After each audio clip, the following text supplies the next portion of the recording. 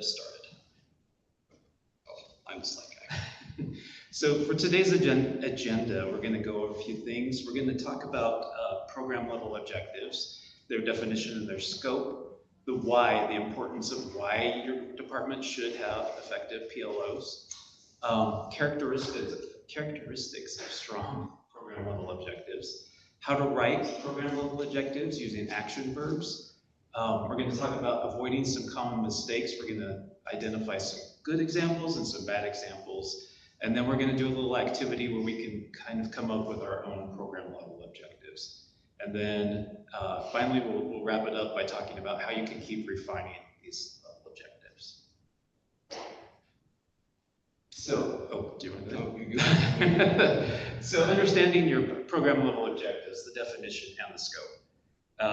The definition, program level objectives, learning objectives, they're broad overarching statements that describe key knowledge, skills, and abilities that you want your students to know when they leave. So a lot of times you'll see these written as graduates will do this and that. You want to make sure that you are communicating student expectations. Bob's computer is doing something funny. It did something funny. So this lets students know what will they'll be able to do as a result of their education. This helps communicate your program goals and expectations to all stakeholders. It drives continuous improvement. So program level objectives provide a robust framework for assessment and continuous improvement. So as you're working with these, you can keep continuing to develop them, refine them, to make sure that they align with your program goals and that they're also aligning with your course level objectives.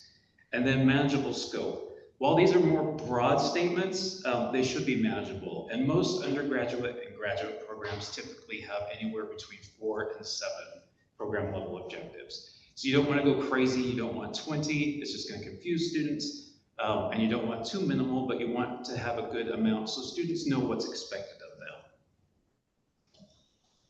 And then the importance of program learning objectives.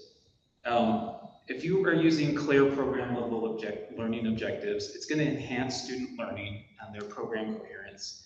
It's going to provide that robust framework for assessment and continuous improvement. So it's kind of a top-down thing. It's also going to help articulate the value of the program to all stakeholders. And so that's not only your students, but it's the parents of the students, it's the faculty in your department, future faculty who might be coming into your department. Everyone can go in, they can look at these program level objectives, and they know exactly what you want your graduates to be able to do. So in that way, it helps future students, current students know what they should be expected to be able to do when they leave your program. It also helps potential employers because they have a very easy idea as to understanding the skills that are coming out of your program. And then, so you might be wondering, what's the difference between a program level objective and program goals? So program goals are more broad, they're aspirational. So they are kind of at the top of the hierarchy. Making sure you guys can see that. Then we have program level learning objectives, and then underneath that is course level objectives. So it's kind of those 3 settings. But program goals are things that aren't necessarily measurable. These might be more aspirational objectives. So if you're working in business, you could say that you wanted a certain amount of students to have a certain kind of internship. Like you want to have students working on internship with major corporations in the area, getting that kind of thing. That's not something that you want in your program level objectives, but that's a program goal. So if you're working in a STEM area, you could set a program goal that you want your students to have a certain level of research that they've completed before they graduate. So that's more of a goal than the program learning objectives. And the program learning objectives are more of a demonstration. So the outcomes are specific and measurable, and those are the 2 main things. You want them to be specific and you want them to be measurable, and we'll talk about how you can make those measurable. And this is going to articulate what students will be able to do when they're done with the program. So there is that distinction. The goals are unmeasurable. So here's an example. Students will gain a greater appreciation of a foreign language. But the PLO that's going to be measurable, students will apply sociocultural knowledge to perform linguistically.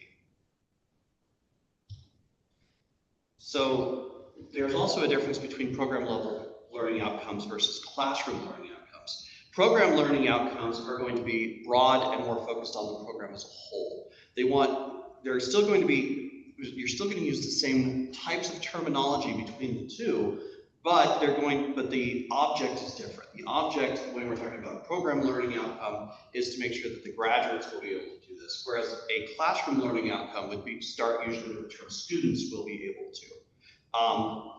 Classroom learning outcomes are kind of the ones that are the most easy that we've all dealt with before as instructors. We're typically writing classroom learning outcomes both when we're creating our syllabuses as well as our lectures, our course outlines for our lectures.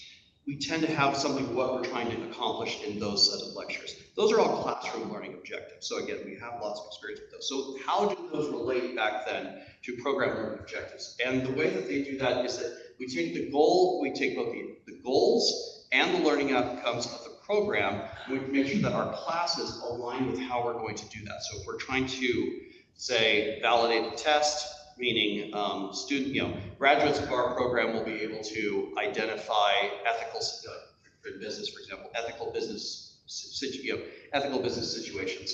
And then in your business ethics class, you can say students will be able to identify,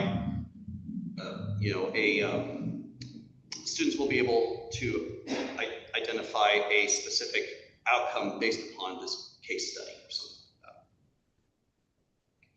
So the characteristics of effective program learning outcomes, first off, they are clear. They're very straightforward. They're unambiguous. You're looking for a specific thing.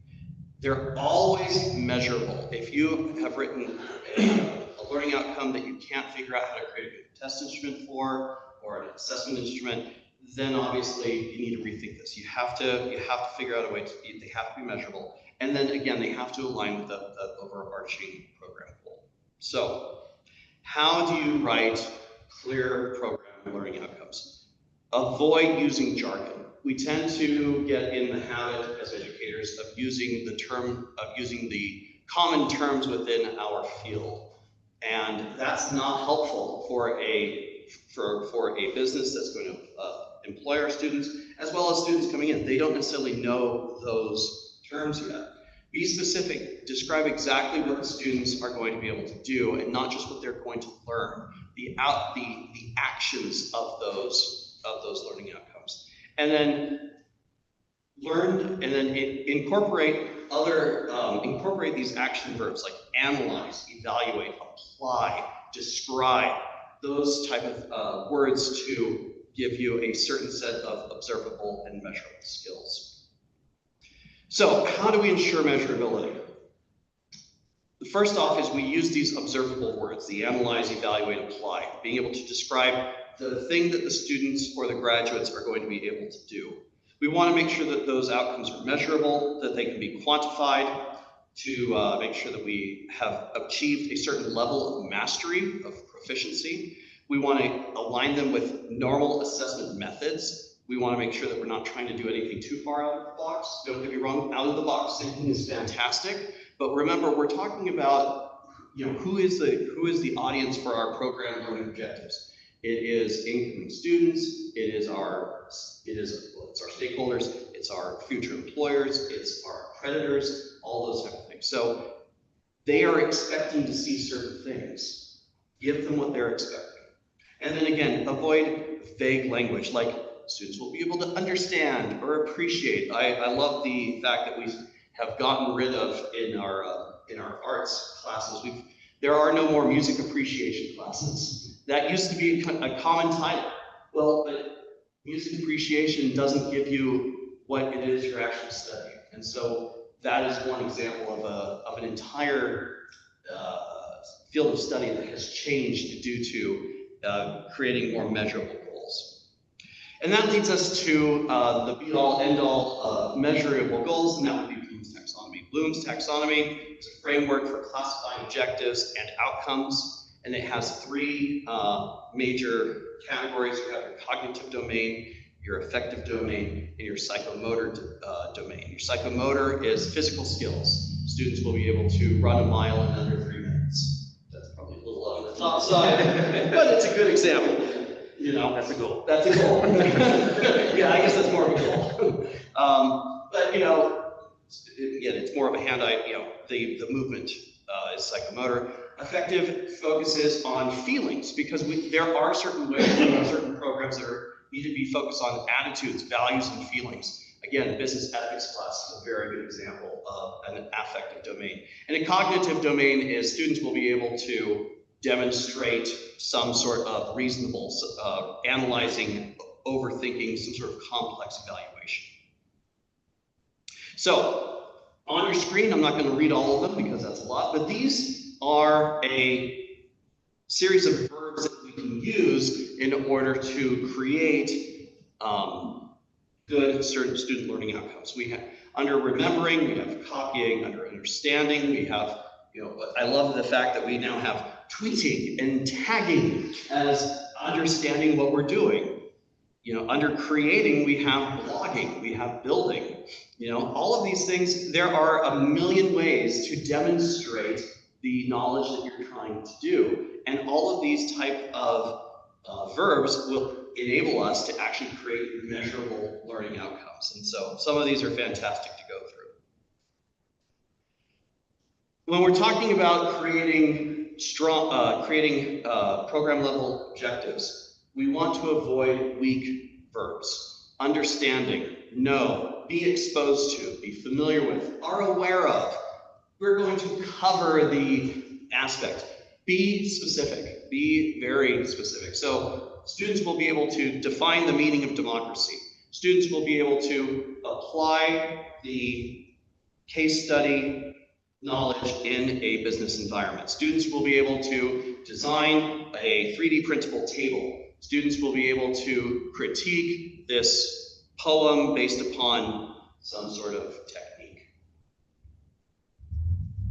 So we've got some bad examples and some good examples for you. So for business and marketing, a bad one would be students will understand marketing principles. So how can you measure understand? You can't. It's too vague, it's not measurable. But something you could change it to was graduates will develop integrated marketing campaigns that apply segmentation, targeting, and positioning strategies to real-world business scenarios. And so you can see why that works, because it has a specific action, develop in this case. It's measurable and deliverable because they're creating these campaigns, and then it has a clear application of the concepts. For nursing and healthcare, students will be exposed to patient care techniques. Like, please don't use exposed when you're talking about healthcare. Problems is that this focuses on what happens to students, not what they can do. So again, it's not really measurable. So a good one would be graduates can devise comprehensive holistic care plans for their patients in diverse populations. And again, it's action oriented. They can devise a comprehensive work plan and specific skills, and then it demonstrates the application of their knowledge. English and writing. So a bad example would be students will improve their writing skills. So it's too general. How can you measure and show improvement? I mean, you can, but technically, it's hard to prove that that is what you were doing for your assessment. So it's too general. You need a baseline and a target for that verb improve. So a good example would be graduates will be able to interpret text with cultural and historical awareness. So why that one works instead, it has that specific action, that interpret, and I typed something off the end of that sentence. So, biology, a bad example would be students can study cellular processes. Students will go study that. The problem is this study describes the activity, not the learning outcome. So it's an activity, not necessarily something that they're gonna have as a learning outcome. So good example would be graduates can explain molecular mechanisms of cellular processes to predict the effects of genetic environmental changes on cell function. So again, it demonstrates understanding with that explain verb, the application, they're predicting, and then it has specific content. All right, so that leads us to our kind of the action part of the workshop, where we're going to practice creating some of these program objectives. So, a few tips for revising and reviewing outcomes. Regular regularly review your program outcomes. Program outcomes should not be a static thing that you've done once and this is how it is for all eternity. We are constantly gaining new knowledge, we are constantly gaining new ideas, and we need to reflect those within our studies. It's in my field, specifically in information technology, everything truly does change every 2 years. You know, if you had asked me 2 years ago, what would be the number one technology, what would be the number one issue facing technology in the future, AI was not on my list. And I will say, AI has been around since the 1950s. It's been this ever-growing presence, but it wasn't until ChatGPT 3 came out, which was about 2-3 years ago, that all of a sudden the use of AI and the extensive ways in which AI has changed ourselves has been immense. And so now, any learning outcome that does, you know, I would need to include AI into my program learning outcomes. It is that huge of a change. Very sorry about that.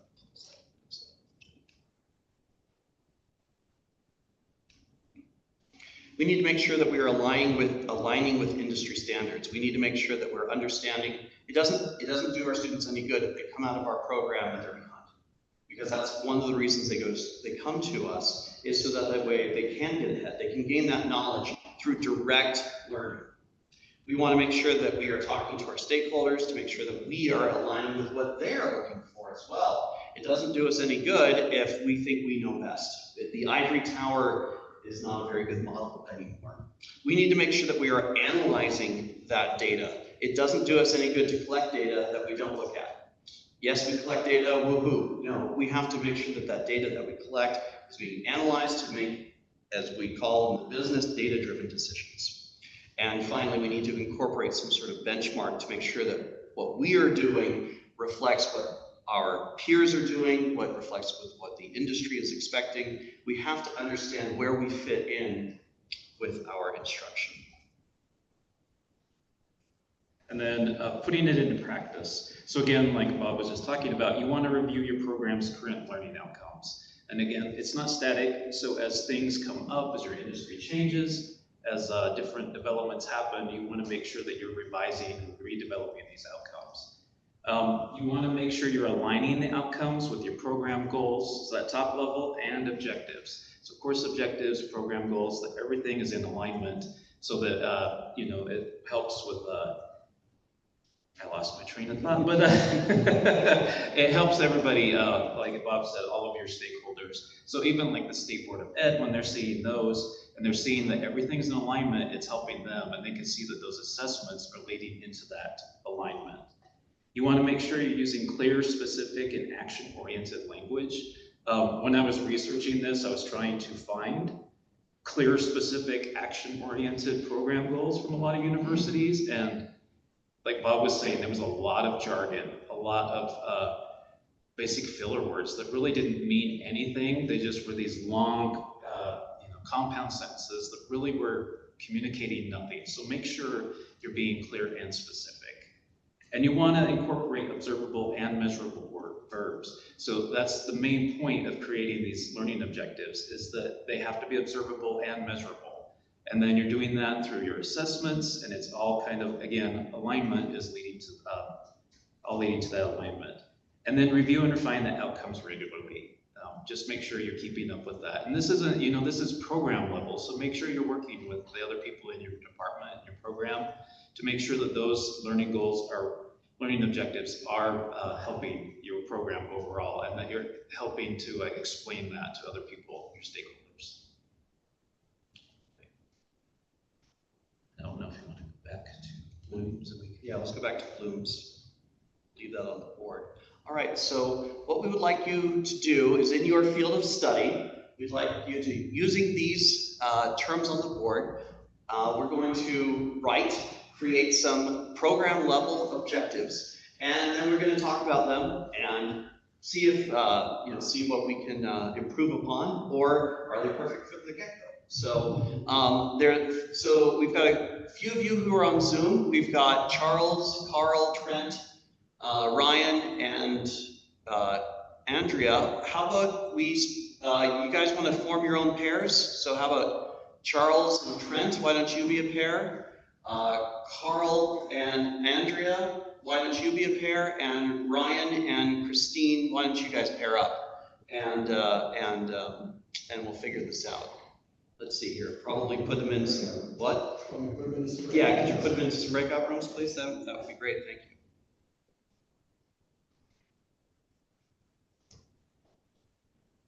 Do we have any questions in the meantime while he's setting up the breakout rooms?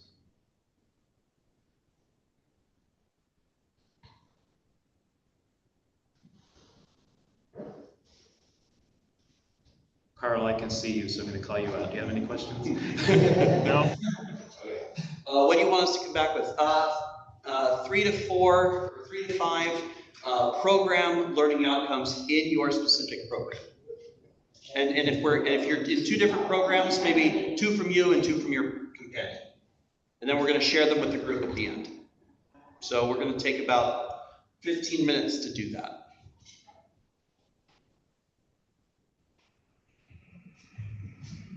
Jenna is working furiously to create breakout rooms. We'll have you in there in just a second. And it looks like we've lost a couple people in the last minute. Just so it might be trickier to put the rooms together. Just heads up in case you can't see all the participants' names. All right. And what are the rooms again? So let's have Carl and Trent, I think. All right. And Charles and Andrea, I think. And Ryan and Christine. Yep.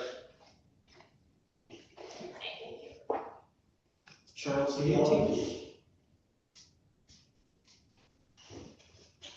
Thanks, Jenna. Yeah, of course. So it's about 2:25, at least according to the clock in front of me. Why don't we come back to 40, and we'll reconvene, and then we'll just go over it as a group, and we'll critique. All right. So join those rooms if we can. Do you teach history? Well, it's like- Know how to mute the rooms and that.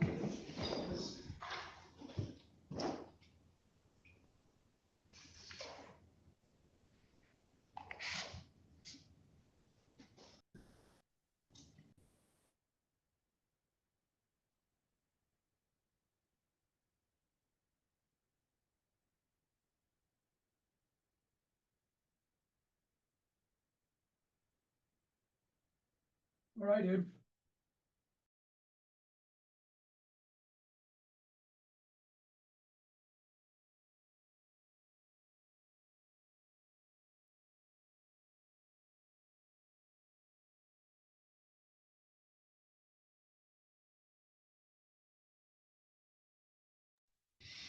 We are struggling with the breakout rooms. We are very sorry. Hold on. We've almost got it.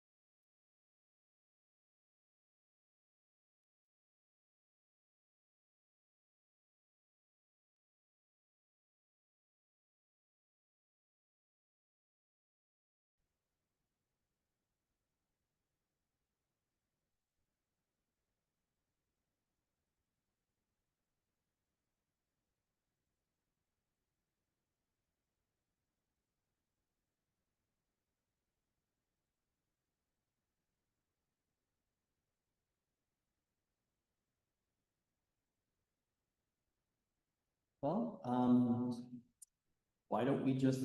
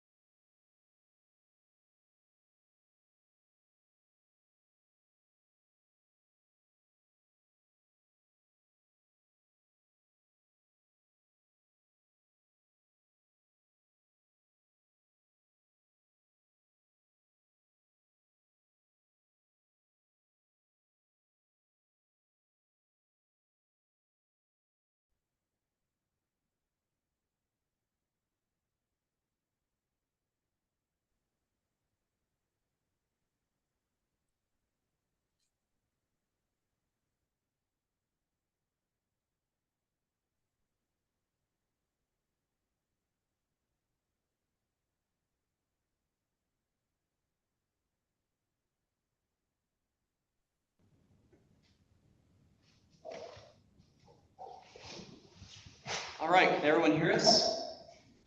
Everyone back? We can hear you. Yeah. Awesome. Let's just go around the room, both physically and virtually, and share our program learning outcomes with each other. Carl, we're going to pick on you because you're. Sure. I turned my camera on. I knew it was coming. Yep.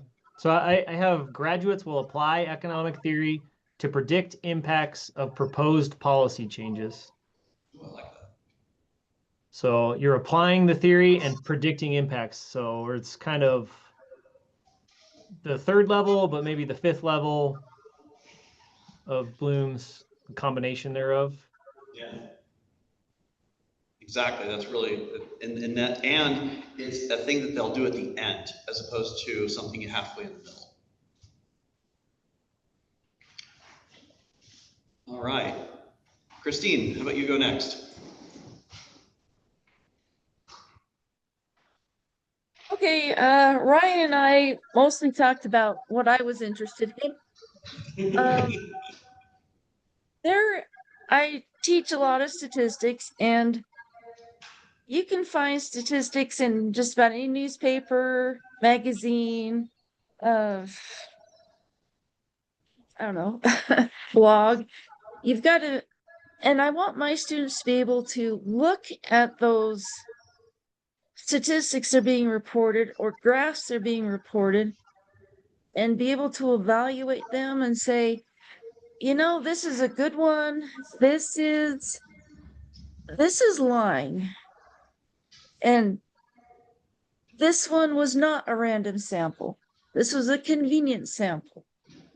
You know, just being able to be, is this, I guess, validating any statistics that they come across?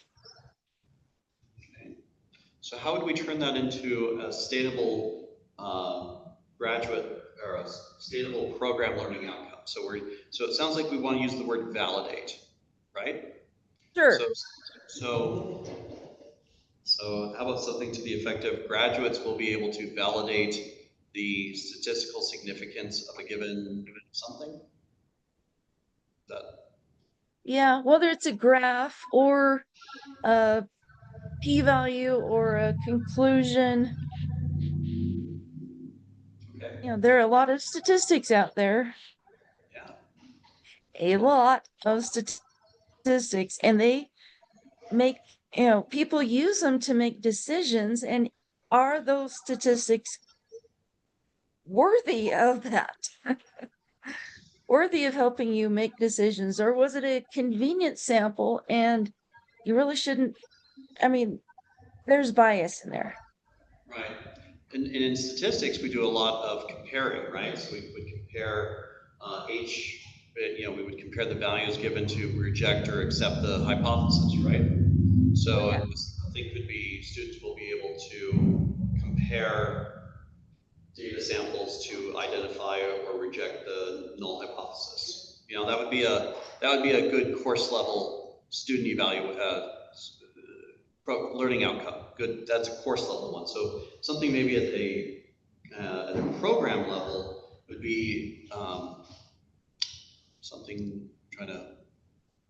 Well, anybody that has a statistics degree should be able to, you know, here's a question that I need answered with data, and be able to find good data and be able to analyze it and come up with a report on it. Analyzing would be your verb. Yeah, analyzing is your verb in that case. So students will be able to analyze a problem given a certain set of data. Yeah. Sometimes you have to search out the data. Sometimes you have to do an experiment or an observation. You have to know what good data is. So that would be a distinguishing. So graduates will be able to distinguish good data sets from bad data sets. Yeah. So that's under the analyzing in Bloom's. All right. Charles, what did you come up with?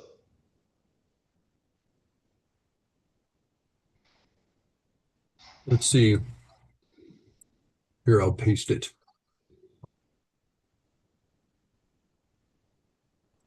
How about identify components of electric circuits physically and in schematics? That's good. That's real good. Yeah. So if the action verb is identify. Yes. Yeah. And And like we were saying in our breakout room, I know that's kind of low level on Bloom's taxonomy. It's just looking at something and saying, yes, I know what it is. yeah, well, That's what it looks like on the drawing, and that's what it looks like in real life. I guarantee you that if we can get most of our students to that point, we're doing pretty well in a lot of cases. So I don't see anything wrong with, I mean, it's not that we even have to start somewhere. That can easily, it could be the concept is just very vast, and by the time they graduate, that is as, students will be able to identify the, in this case, the diagrams of a circuit. So yeah, that works. That works. Andrea, what'd you come up with? Students will be able to design a blog to summarize scientific literature into community-facing medical literacy or literature. So they're taking scientific information and putting it into community-facing literature. That's good. Yeah. That's awesome. That's great. I don't know what to say. Yeah. So I came up with a couple. So in my field, so graduates will be able to build a network conforming to Cisco best practices. And then I wanted to kind of try to use some of these a little bit of harder to use words, because build is a good one. But so I got this one. Graduates will be able to deduce cybersecurity threats by hacking an SQL server. Nice. Yeah, so I really wanted to use hacking, because I thought when I saw that come up on this most recent edition of Bloom's, I felt like, oh man, that's my cup of tea. So Yeah, hacking really should be added to Bloom's taxonomy. yeah. Correct. Yeah. All right. Well, thank you, everyone. We're here in the ITRC, we're always here to help you answer your design questions. And if that designing is helping you design program learning outcomes, we're here to help. And we would love to get together with you at any time. So you can visit us at our website at isu.edu/ITRC and make an appointment with any of us to help you derive new student learning outcomes. So thank you for having us today. Thank you. We're always willing to do departmental level meetings also. Yep. Thank you. Okay, thanks. See you, everyone. Thanks all.